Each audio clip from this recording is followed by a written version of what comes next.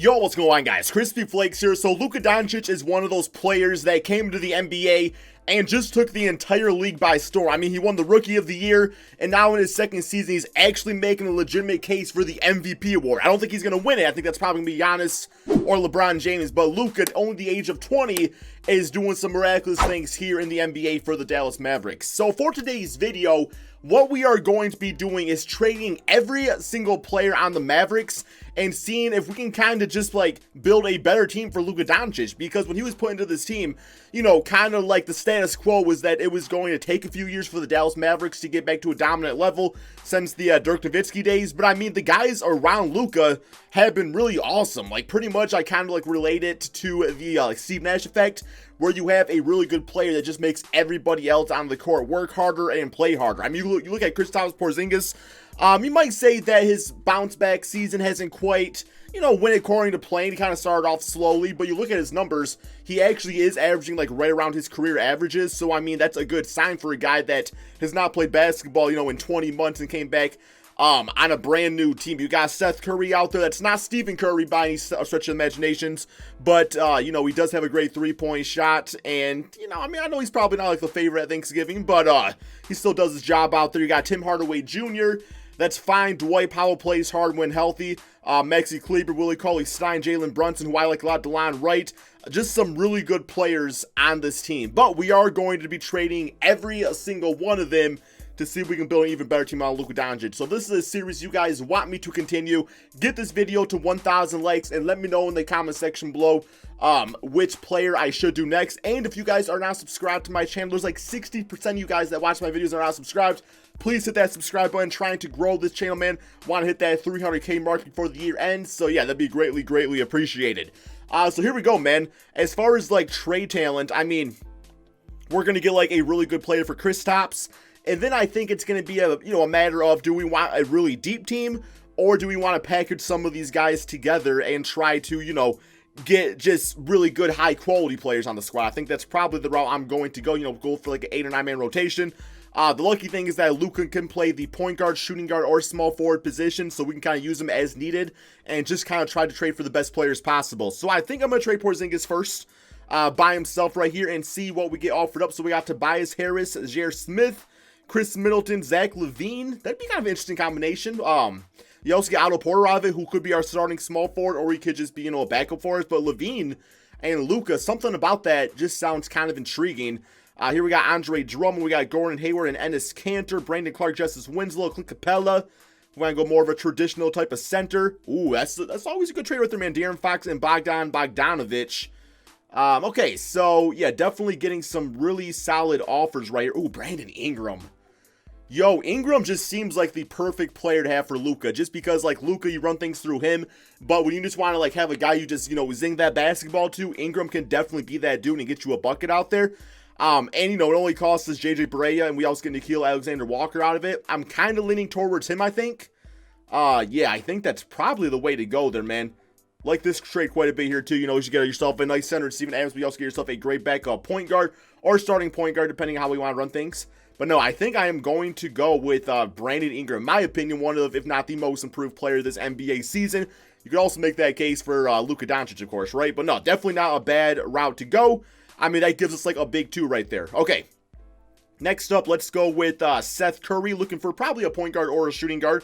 Also going to toss some Tim Hardaway with him. So here we got Josh Richardson. Definitely not worth it right there. This trade, you know, get Otto Porter yet again. Tristan Thompson, Kevin Porter Jr. Ooh, I like this trade a lot, guys. Patrick Beverley, of course, could be our starting point guard, bring that defense, but you still run things through Luka. And you got Marcus Morris, who provides you just another really good score. You got Clint Capella, DeAndre Bembry, Devontae Graham. Not a bad route to go ever in these type of videos. We got Blake Griffin. See, I don't really like Blake Griffin's stats that much anymore, just because, like, you know, he's had like one off season for the Detroit Pistons shooting threes, and now he's down to a 62% three-point shot, or 62 three-point shot again, which is absolutely ridiculous because he was shooting a career high the season before. And we had bad injuries and stuff. We got LaMarcus Aldridge. Okay. I'm kind of liking LaMarcus, actually. I know if you put him at power forward, he'll probably go to an 87 overall, and that instantly becomes our second highest rated player. But you also get Jakob Poeltl, and Jakob Poeltl, kind of a more traditional center. He's got a bit of a mid-range game, though, with a 78 mid-range shot. You know, post moves. I think he's got a little bit of a hook shot. And then defensively, you know, he's going to throw back some shots at the 92 shot block, you know, 7-1 player, decent enough rebounder, so could very well be our starter. But yeah, LaMarcus Aldridge getting him too, and his floor spacing abilities really going to open up the court for, you know, the man Luka Doncic and Brandon Ingram. So yeah, right now we put you at power forward 87 overall, and we pretty much have like our starting lineup pretty much set here, guys.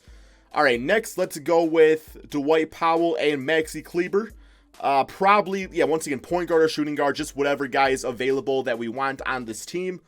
Or we just go with, like, you know, shooting guards and, you know, backup guys and stuff like that. Here's this trade again that I really like for 78 and 80 overall. Marcus Morris would be great for us off the bench. We got Clint Capella, once again, Devontae Graham. Okay. So, once again, it's just a matter of, like, what do we want on this team? Heard you guys saying, man, that King of the Fourth Quarter recommends not to get Rocco, so I'm never getting Rocco again, ever again in a video, guys. That was kind of what people were telling me out there. So, okay, I think out of all these trades, I still like, something about this trade just feels right. It just feels right to me. And, you know, Marcus Morris probably, you know, going to come off the bench for LaMarcus Aldridge, but should work out nicely for us. Okay, next up, I think I would like to get, like, a bit of a better starting center if possible. I would rather use Jakob off the bench, but if it's not there, then that's, you know, all fine and dandy too. Here we get Brook Lopez and George Hill. I mean, Beverly, George Hill, two great point guards for different reasons. Could work out nicely for us. And then with Brook Lopez, you get a really good defensive center, a guy that's very capable offensively, especially can get out from the three-point line in certain circumstances. And I love that 96 shot block, one of the league leaders in the NBA. So, yeah, that trade is looking pretty good to me so far. Tristan, we got Ennis and Robert Williams. Don't really need two centers like that. Brandon Clark. And we got Kyle Anderson. I don't really need another small forward. Then we got Clint Capella right here, guys. And that would take, you know, that would give us a really good starting center. And then we could just use Jakob off the bench. Kind of a similar player to how Jakob plays, which isn't, like, absolutely great. Sometimes it's good to, like, diversify what you got going on off the bench. But, I mean, for the price we're paying, getting, you know, a guy that can get you 20 rebounds a game pretty much, guys, in Clint Capella. And we get Dwayne Dedmon. Like, Dwayne Dedmon's cool. I mean, he's not going to do nothing crazy for you, but he's fine. A bitch-ass contract, no doubt. But, yeah, give me Clint Capella. I feel good about this one. Okay. Next up, we are... Yeah, I did not do the George Hill trade. I mean, that would have been nice. But, you know, we see him later on. I'm sure we'll grab him up. All right, next we're going to do a trade of DeLon Wright and Dorian Finney-Smith. See what this gets for us out here, man. Should once again be a pretty good offered up player. Daniel Tice, who I like at the power forward spot. But no, we are definitely looking for some backup guards here. I always like Bogdan. Here we got Alfred Payton, Taj Gibson. Terrence Ross, great scoring six-man. I think would fit in instantly on this team. Oh, yo, Terrence Davis. This guy's been a beast this season, man. Like, I know I made one video, like, months ago, kind of talking trash about him. And then all of a sudden he started having, like, a career year. Rudy Gay. Oh, and Patty Mills. That is... Man, as much as I want to get Terrence Davis, the fact that we could get a 78 and a 78 overall is pretty damn good. I mean, just value-wise, because I need a backup small forward, I'm pretty sure, and Rudy Gay can definitely be that. And then Patty Mills, solid veteran, you know, a guy you can really rely on come crunch time. So, definitely doing that one right there. And, yeah, if you put Marcus at small forward, 81 overall, or we could go Rudy Gay, small forward, 80 overall. So, that definitely gives us the best bang for our buck. There we go. All right. We still need a backup point guard. I'm just, okay. We got, a backup shooting guard. We got point guard good. Backup shooting guard is what we are going for lastly here, man. Is Michael K. Gilchrist on the Dallas Mavericks, or did I trade for him? I'm not going to trade him because I'm pretty damn sure he is not on the Dallas Mavericks. If I'm wrong, I do apologize. He ain't getting no PT anyway, so it's all good. Yeah, I'm looking for like a 76 overall shooting guard. Landry Shaman's not a bad route to go, you know, if all things considered. And that's who we end up getting. I'm not going to be mad about Deion Waiters. Okay. Jeremy Grant, who I do love, but definitely don't need for this video. Aaron Baines, put him at shooting guard, that three-point shot. No, I think I am going to go ahead and go with Landry Shaman and Ronnie McGruger. There we go. And I think we pretty much have our team all set here, guys. I think we just have a few more guys that we have to trade Courtney Lee. And that's it, because we don't do the two-way contract guys. So, you know what? Like I said, I don't remember if I trade Michael K. Gilchrist. I'm going to trade him just in case. Like I said, he wasn't going to get PT anyway. But in this case, man, let's just go with a fan favorite. Who is the biggest fan favorite out of all these guys listed right here? None of them, I guess. Yo, Patrick, there we go. We need the GOAT, Patrick McCaw. We're trying to go out there and win some championships. This man's won like 3 straight. So, just good karma play for us right there. But I am going to go ahead and get my rotation all set, get my coaching all set. And, yeah, man, we're going to check out this new team that we have built around Luka Doncic. Okay, so this is what the final lineup looks like. We got Patrick Beverley at point guard. Luka is going to be playing the 2 spot for this video, but we still run the offense room. We got Brandon Ingram at the 3, LaMarcus at the 4, and Clint Capella at the 5. What I love about this team is defensively, it's savage, man. Like Clint Capella, Patrick Beverley, absolutely amazing. You know, Brandon Ingram's not a bad defensive player. And not to mention that, but we also got extremely good length, like 6'11" LaMarcus. I think Clint Capella's like 6'10" or something like that. Luka's obviously tall for the shooting guard position. I mean, Patrick Beverley plays like he's 9 foot tall. You got Ingram, of course, who's like, what, 6'9"? I think he's actually says, yeah, 6'7" in this video. I thought he was 6'9", but that's just 2K tripping at times too. And then for our bench, we do got Marcus Morris, Rudy Gay, Patty Mills, and Jakob Poeltl. Of course, we got Landry Shamet, Dwayne Dedmon, guys like that if needed at certain times. But this team has really good diversibility out there. I mean, all these guys can realistically play multiple positions. If we want to, we can go with LaMarcus at center, Ingram at the 4. You know, we want some more speed out there. You add Marcus Morris to the lineup, so that should work out very good for us, man. I do think it's better. Actually, I know for a fact it's better than the current Dallas Mavericks, just looking at their lineup. But just, you know, rating-wise, you can tell that right away. And we were still able to remain with the depth of the squad. We are going to be running the balanced system with Coach Rick Carlisle out there. So, yeah, guys, let me know in the comment section below, what do you think the final record of this team is going to be? I've been kind of underselling my teams as of late, so I'm going to oversell this one. And I'm going to say 68 wins. I feel that good about it. I know how Luka plays in this game, so 68 wins is my prediction. Let's go ahead and simulate this NBA season, see how this new Luka Doncic team that was built, if they can win an NBA championship. Okay, so like no matter what I say, I seem to always undersell my team, guys. I said 68 wins. They went 73-8, which I'm pretty sure if they win this final game here, is going to make them the greatest team in NBA history. I was not really expecting that, but I mean, you know, the trade system in this game, sometimes it's easy to finesse. We got one more game against the OKC Thunder, and finish with a W on the season, 74-8. Luka Doncic, MVP, that's what I always go for. 34 points, 13 rebounds, 12 assists, 2 steals, shot 48% from 3. It does not get much better than that. It looked like that is probably one of the greatest MVP seasons of all time. We got Ja Morant as Rookie of the Year, Dennis Schroeder, 6-man, Kawhi Defensive Player, Luka Most Improved, and Rick Carlisle, no doubt, Coach of the Year.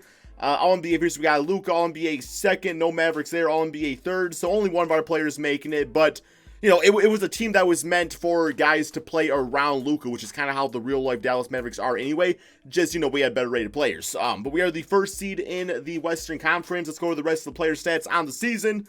So, second leading scorer was LaMarcus at 20 points and 6 rebounds per game. Brandon Ingram, now technically the third option of this team, went down to 16 points, which is more so like his Laker days. I like him more as like a number 1, number 2 option, personally speaking. We got Clint Capella with the 14 points, 11 rebounds, about 2 blocks, and a steal. I always think like he's just like a great player to get, man, because, you know, contract's really good, and just the numbers he puts up is like exactly what you want your center to do.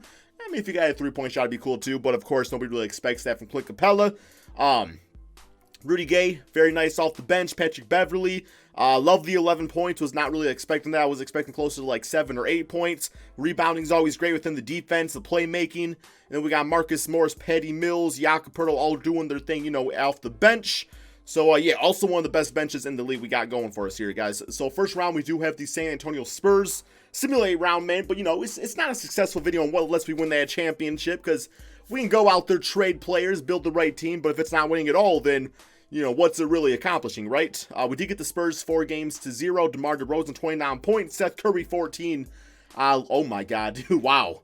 48 points. You see the 48 points, and you're already like, that's an amazing game. Then you see the 17 rebounds, and you think, yo, is that like Wilt Chamberlain out there? And then you see the 18 assists, and you think it's Steve Nash. But no, it's really just all players put into one, and it's Luka Doncic. 22 for Rudy Gay.